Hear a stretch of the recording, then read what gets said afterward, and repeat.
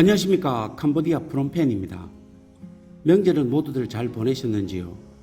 저희도 이번 설 명절 기간 동안 한국에서 가족들과 손님들이 오셔서 잠시 모든 일정을 내려놓고 같이 쉬었습니다.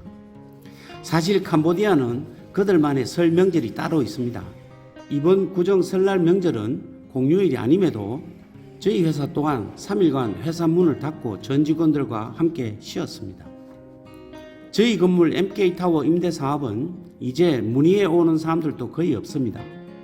홍보가 잘못된 것인지 아니면 새로운 수요가 없어서 그런 것인지 잘 모르겠으나 이곳에서 느끼는 시장 경기는 눈에 보이게 나빠지고 있는 것만은 분명한 것 같습니다. 이 와중에 저희는 건물 위치의 한계로 로비층 임대가 어렵자 계속 놔둘 수만은 없어 많은 주변인들의 반대에도 불구하고 직접 커피숍과 분식점을 개장하였습니다.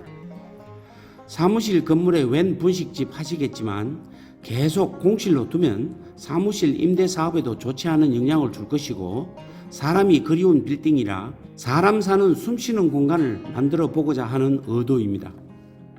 앞으로 이 분식집의 공간은 임대인들을 위한 아침, 점심, 저녁을 제공하는 구내 식당으로도 겸하게 될 것이며 한국식 패스트푸드를 찾는 젊은이들을 위한 공간으로 새롭게 만들고 싶습니다.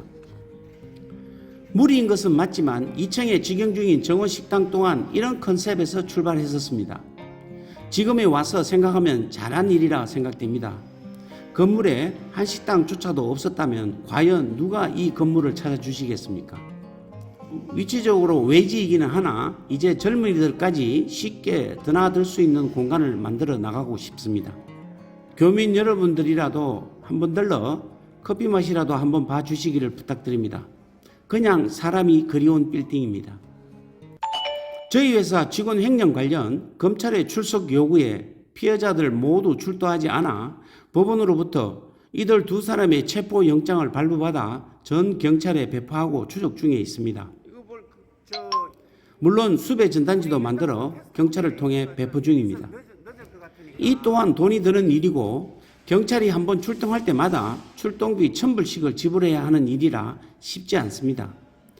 결정적일 때 체포를 해야 하나 잡는다고 한들 아마도 이들은 지금 도피자금으로 모두 사용하고 없을지도 모르겠습니다. 하지만 단죄는 내려야 다시는 이런 짓을 하지 않을 것으로 생각되어 사회 도의적인 차원에서라도 꼭 찾아 깜빵이라도 쳐 넣어야 할 것 같습니다. 후일담으로 이 사고가 터진 후 이들은 각각 다들 이혼을 했다고 합니다.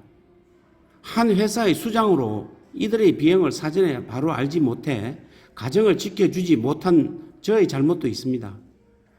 그래도 염치불구하고 일부러 전 부인과 전 남편을 찾아가 수배 전단지 돌렸습니다. 그리고 이들의 본가도 찾아가 신속한 자수를 권고하고 돌아왔습니다. 캄보디아 정부가 자신했던 작년도 2023년 1인당 국민소득은 끝내 2,000불을 넘지 못하고 1,919불로 마무리되었습니다. 참고로 한국이 1인당 국민소득 1,000불을 달성한 것이 1977년 지금으로부터 약 47년 전입니다.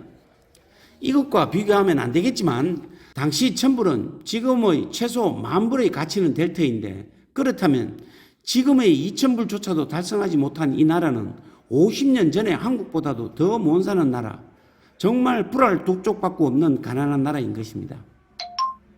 2,000불을 넘지 못한 이유는 작년 한 해 캄보디아 경제 지표만 들여다봐도 알 수 있는데 작년은 코로나가 끝나고 전 세계의 입출국이 자율화되었음에도 경제가 활성화되기는커녕 오히려 코로나 시절보다 더 나빴습니다.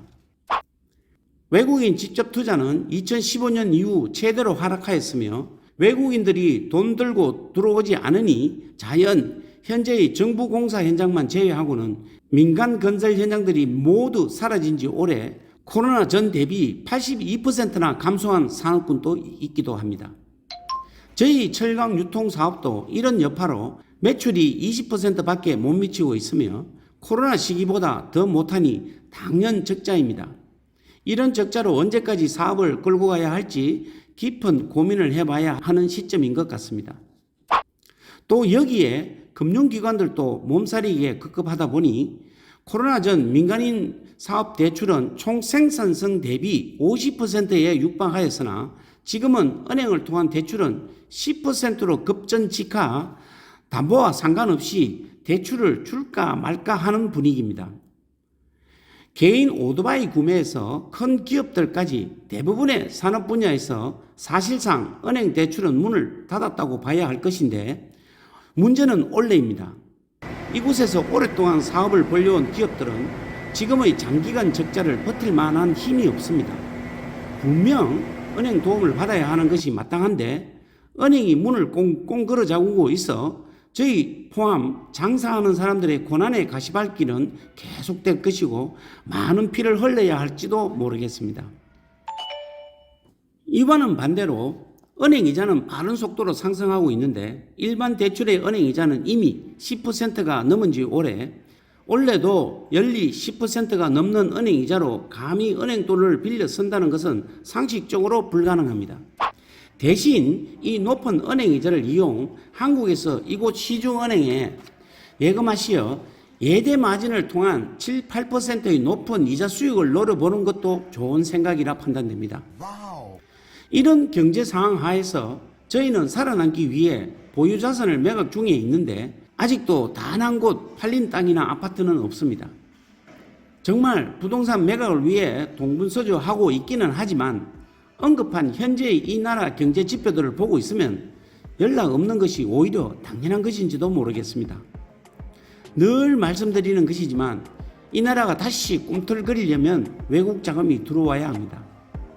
우리가 기다리고 있는 중국인들의 입국은 코로나 전보다 거의 80%나 감소하여 중국인이 없는 캄보디아의 상실감을 몸소 느끼고 있습니다. 중국인이 돌아오지 않으면 이 나라는 거의 죽은 목숨이나 진배가 없습니다.